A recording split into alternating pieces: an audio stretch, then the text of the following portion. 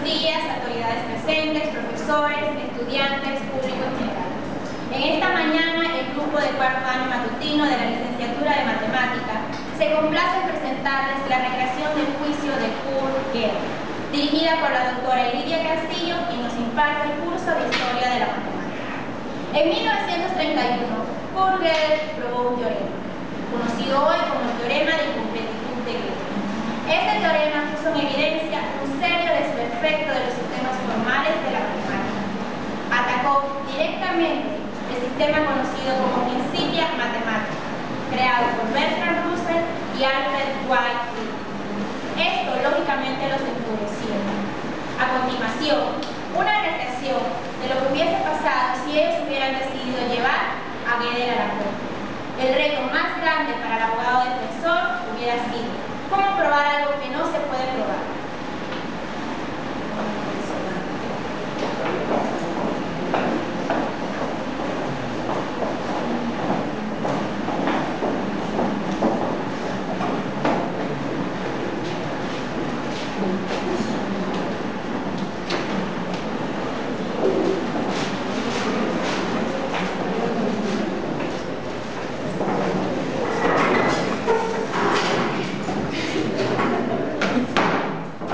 La Corte está en sesión. Vamos a proceder sobre el caso Russell y Whitehead contra el señor Kurt Gödel. Concejales, ¿están preparados? La Fiscalía está preparada, señoría. La defensa está preparada, señoría. Este es un caso muy inusual. He juzgado muchos criminales, pero un matemático. Esto no cuadra, fiscal. Puede llamar a su primer testigo. La Fiscalía llama al detective Unchoa al estrado.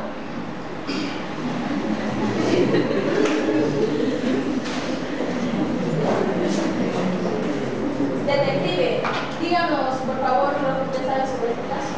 En 1913, Bertrand Russell y Alfred Whitehead presentaron su trabajo denominado Principia de Matemática. Y era enorme, amiga. En ella se define toda la matemática de manera formal y precisa. Y no solo eso, sino que partieron desde lo más básico para evitar el problema específico. Pero entonces Gödel encontró una forma de probar que era incompleto, y esto era así. Bien, señor detective. En su testimonio, usted menciona la palabra incompleto. ¿Podría decirnos qué significa esta palabra? Bueno, usted tiene que saber cuándo algo está completo antes de decir lo contrario. Amigos, estamos hablando de sistemas formales matemáticos. Cuando yo me refiero a completo, quiero decir que toda proposición verdadera tiene una prueba. Así que decir que un sistema es incompleto es poder demostrar lo que no tiene pruebas. Ya empiezo a entender a Gödel. Exactamente, detective. ¿Cuál era el problema que el señor Russell y Whitehead querían evitar? Ellos querían evitar la autorreferencia en su sistema. ¿Y por qué esto era un problema tan grande? Bueno, las paradojas de la autorreferencia, ellos pensaban que llevaban a la autocontradicción. Es decir, si tenemos un enunciado y es falso y usted piensa que es falso, entonces no puede ser falso. Esto hace que sea verdadero, pero luego vuelve a ser falso de nuevo. Y mis estimados se libraron de la autorreferencia. No sé cómo lo hicieron, pero lo hicieron. Objeción, señoría. En realidad, detective, usted está equivocado, porque es totalmente posible que la autorreferencia se dé en nuestro sistema. Pues esto es lo que queremos demostrar para que el cliente tenga la razón. A Gödel se le ocurrió un truco muy simple llamado numeración de Gödel, en la cual le permitiría a un sistema ser planteado hablar por sí mismo. Esto se le puede decir como una forma de autorreferencia. Usted está queriendo decir que un teorema matemático puede ser convertido en un número. Exactamente, detective. Porque estos son capaces de decir, hablar por sí mismos, si son demostrables o no. ¿Ve a dónde voy con todo esto, señor detective? No, pero ¿cómo realmente funciona el truco de autonumeración de Gödel? Objeción.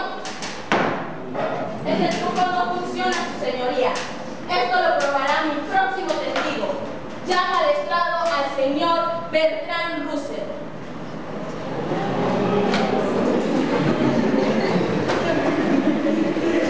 Por favor, señor Russell, díganos su testimonio. Mi nombre es Bertrand Russell. Soy un matemático y le voy a demostrar a todos que la numeración de Gödel es falsa. El flujo de Gödel consiste en asignar, muy similar al principio matemático.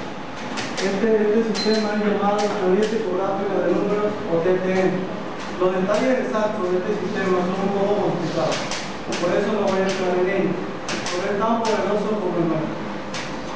El TTN tiene números naturales, operaciones básicas, incluso variables.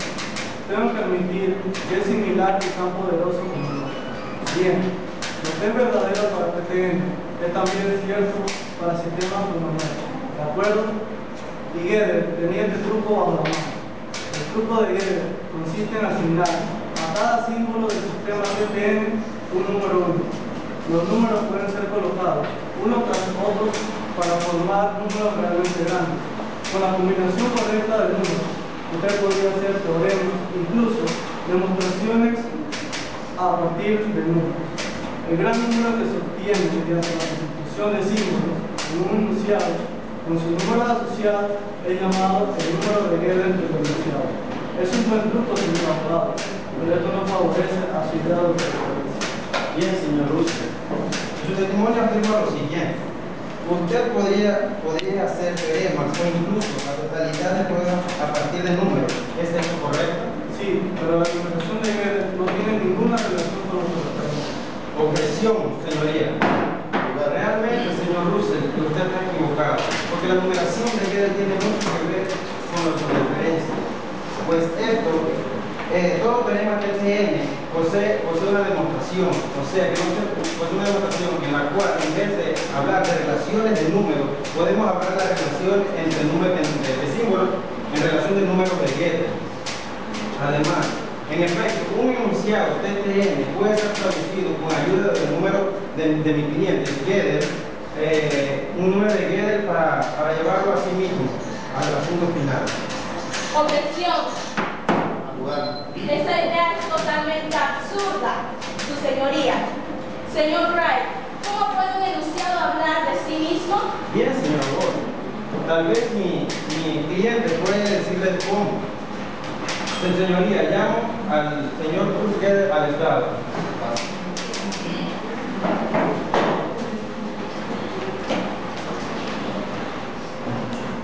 Háganos el favor, señor Gödel.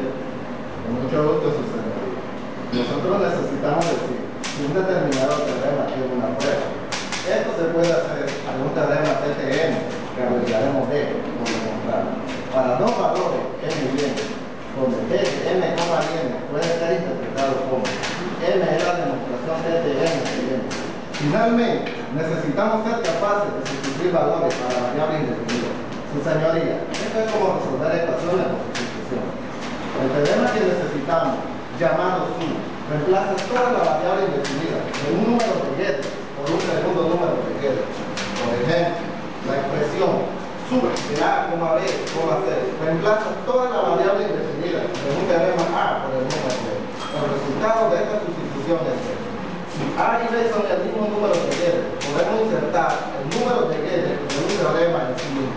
Su señoría, si usted entiende esto, usted puede entender cómo usar esto para hacer un teorema en TTN que no se puede demostrar. Entonces, un teorema puede hablar de su propio número de Gödel, haciéndolo que toma sus propias palabras en cierto sentido. Por lo tanto, sub de a, 2', a 2', a', básicamente significaría que hay un resultado de insertar a 2' en sí mismo. Exactamente, eso se le diría. Ahora está usted listo para ver el teorema en TTN que no se puede probar. Tenemos el indivisible teorema G. ¿Puede usted manejar la verdad? Primero hacemos una fórmula y la llamamos U. U es el tío de G y luce así. No es cierto que existe A, tal que existe A', P de A, A', y sub de A', A', A'. Y esto no quiere decir que la sustitución de A' en sí misma no tiene una demostración. Ahora, todo lo que tenemos que hacer es insertar U donde veamos A'. Al fin y al cabo, A' se dejó indefinida deliberadamente. Ahora tenemos el teorema G que no se puede demostrar. No es cierto que existe A, tal que existe A', P de A', A', y sub de U, coma U, coma prima. Señor Guedes, este teorema es muy parecido al que acabamos de ver. ¿Está usted seguro que no lo está haciendo mal? Objeción, su señoría. Hecho de su señora Ward. Lo que U dice que la sustitución de A doble prima en sí mismo no tiene una prueba, pero lo único que hicimos es poner U igual a doble prima. Puede insertar a doble prima en sí mismo. Lo que G dice que la sustitución de U en sí mismo no tiene una prueba. Sin embargo, ¿qué es la sustitución de U en sí mismo? No, debe haber. Oh, ya usted ve el problema. Podemos releer G diciendo cuya forma número de G no posee una demostración. Voy a llevarlo al caso final. G no es un teorema TN, por decirlo así. Esto era lo que quería decir en demostrar algo que no se puede demostrar. No, usted ha olvidado algo. Solo porque G es indemostrable no implica que sea cierto. De acuerdo, señora Ward. Supongamos que G es falso. Entonces, lo opuesto de G, afirmarlo es cierto. Pero G no es un teorema TN, lo cual no se puede demostrar un enunciado falso. Claramente, es una contradicción, su señoría. Por esta misma razón, podemos decir que G va a ser cierto y permanecerá por siempre indecidible. Exactamente como fue planteado. Puede tomar su lugar.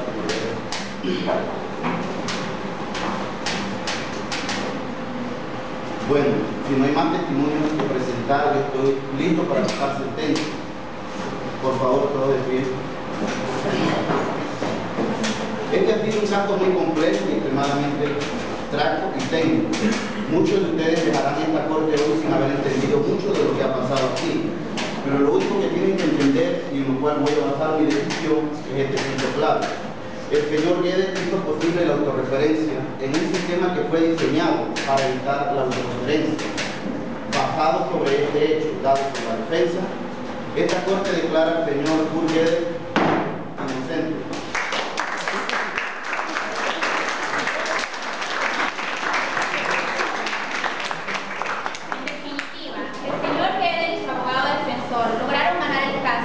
Porque contrario a un caso normal, probaron algo que no tenía pruebas. A continuación, vamos a presentar cada uno de los personajes que hicieron posible esta obra.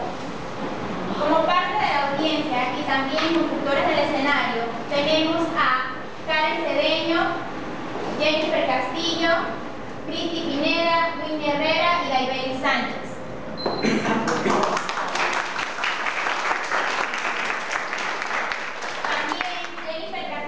Representó a la secretaria. Como parte del policía tenemos a Juan Aguirre, al detective Muncho, José Luis Castillo, al señor Alfred Whitey por Francisco Reyes, el señor Bertrand Russell representado por Clemente Saldaña, representada por Lenny Valdés, el abogado defensor representado por Jesús Gómez, el señor Kurt representado por Jerónimo Mariano, el excelentísimo señor juez representado